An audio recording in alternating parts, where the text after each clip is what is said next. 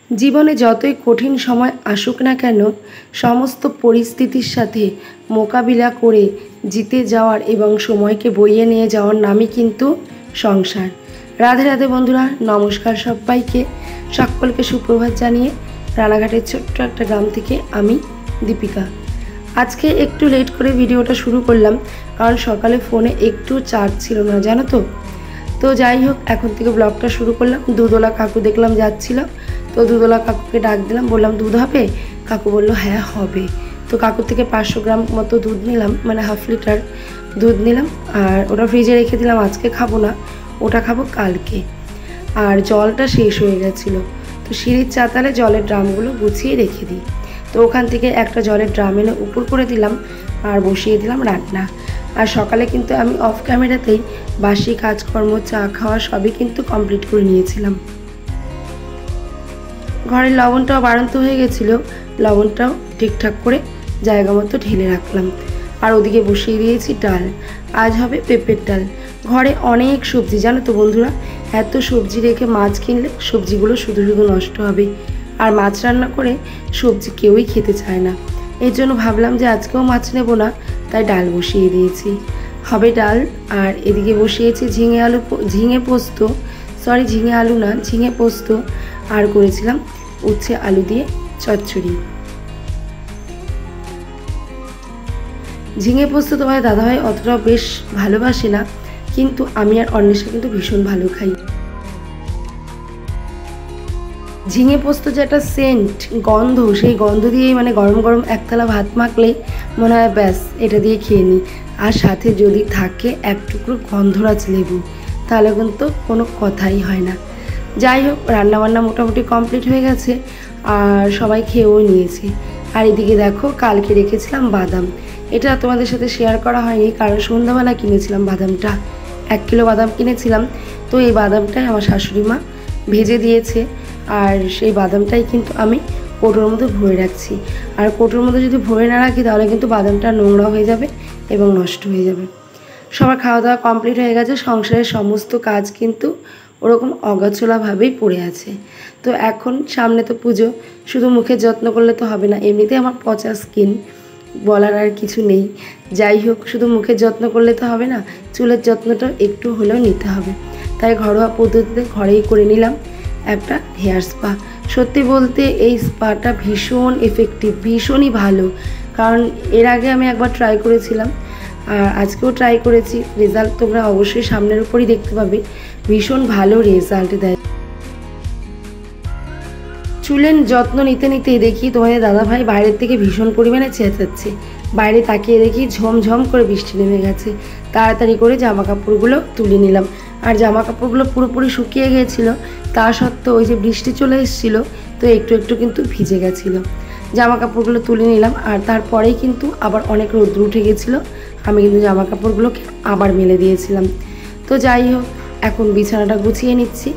আর এই ঘরটাকে আমরা একটা মানে গোডাউন ঘর করে নিয়েছি, কাজের ঘর। যেহেতু তোমরা দেখো আমাদের ঘরে সুতোর বস্তা, দানা, কাপড়, এগুলোর জন্য একটা ঘর কিন্তু আমাদের লাগে। তাই এই সামনের ঘরটাকে আমি গোডাউন ঘর, মানে মালপত্র রাখার যে কাজের ঘর, সেই ঘরটা বানিয়ে নিয়েছি। আর একটা সুন্দর করে বিছানা পেতে রাখি, আর এই বিছানাতে কিন্তু আমরা রাত্রিবেলা ঘুমাই। আর লোকজন কাপড় নিতে যারা আসে, তারা কিন্তু ওই ঘরটাতেই আসে। আর এই মশারি দুটো তো আমাদের টানানো পড়ে না, মশারি টানানোর প্রয়োজনই পড়ে না। এই জন্য কিন্তু মশারিগুলো আমি অনেক দিন ধরে ধুয়ে রেখেছিলাম, ব্যাগের ভেতরেও ছিল। কি দরকারের জন্য অন্বেষায় ব্যাগটা নিয়েছিল, তো ব্যাগটার কাজ হয়ে গেছে, আমি ধুয়ে মশারিগুলোকে আবার ঢুকিয়ে রাখলাম। যদি না ঢুকাই, তাহলে কিন্তু মশারিগুলো বাইরে থেকে এমনিতেই নোংরা হয়ে যাবে। এই জন্য ভালো করে যত্ন করে ব্যাগের ভিতরে মশারিগুলো আমি ঢুকিয়ে রাখলাম। তারপরে পুরো ঘরটাকে আমি ক্লিন করে নিলাম আস্তে আস্তে, যা ছিল সমস্ত কিছু উপরে। কারণ কালকে আমি মুছিনি, তো এই জন্য একটা ধুলোর আস্তরণ পড়েছিল। সেই ধুলোগুলো ভালো করে মুছে পরিষ্কার করে ঘরটাকে গুছিয়ে নিলাম। আর তারপরেই দেখো, আমি এখন ঘরটা মুছে নেব। দুটো ঘরই সুন্দর করে মুছে নেব। আর জানো তো বন্ধুরা, মাঝে মাঝে তোমরা সপ্তাহে 2 দিন বা 3 দিন মাঝে মাঝে যখন ঘর মুছবে, সেই ঘর মোছার জলের মধ্যে সামান্য লবণ দিয়ে দেবে। তাহলে এতে দেখবে একটা পজিটিভ এনার্জি তৈরি হয় এবং সুস্থ একটা মস্তিষ্ক মানে মাইন্ড তোমার ফ্রেশ থাকে। এই টোটকাটা তোমরা ঘরোয়া উপায় করে দেখবে, অবশ্যই ভালো রেজাল্ট পাবে। তারপর দেখো জায়গার বাসনগুলো জায়গায় আমি ধুয়ে মেজে ঘষে রেখে দিলাম। আর এরপরেই ছিল রান্নাঘরটা পরিষ্কারের কাজ। আর আজকে মিস্ত্রি দাদা আসবে, এই জন্য রান্নাঘরটা খুব একটা ভালো করে পরিষ্কার করিনি, কারণ একটু পরে আবার নোংরা হয়ে যাবে। আর এখন আমি দেখো গ্যাসটাকেও ভালো করে মুছে দিলাম। আর এই গ্যাসটা মুছে তারপরে কিন্তু আমার আর বেশি কাজ নেই, তারপরে চলে যাব স্নানে। আর এইদিকে তোমার দাদাভাই কাঁচা লঙ্কা রেখেছিল, প্লাস্টিকের মধ্যেই ছিল। আর বেশি দিন প্লাস্টিকে থাকলে না গোড়াগুলো মানে বোটার যে গোড়াগুলো সেগুলো কিন্তু কেমন পচে পচে যায় মাঝে মাঝে আর কি। তো আমি একটা ঝুড়িতে রেখে তারপর ফ্রিজে ঢুকিয়ে দিলাম। আর এদিকে অন্বেষা দেখো পড়তে বসেছে, আর ও দই খাচ্ছিল আর পড়ছিল। চলো আমি স্নানটা করে নিই। তো বন্ধুরা দেখো আমার সমস্ত কাজকর্ম হয়ে গেছে, আর আমি কিন্তু স্টেপ বাই স্টেপ এভাবেই কিন্তু সমস্ত কাজকর্মগুলো করে থাকি। আর এখন দেখো আমি পুজোর জন্য পুজোর জোগাড় করছি। চলো তাহলে পুজোটা দিয়ে নিই।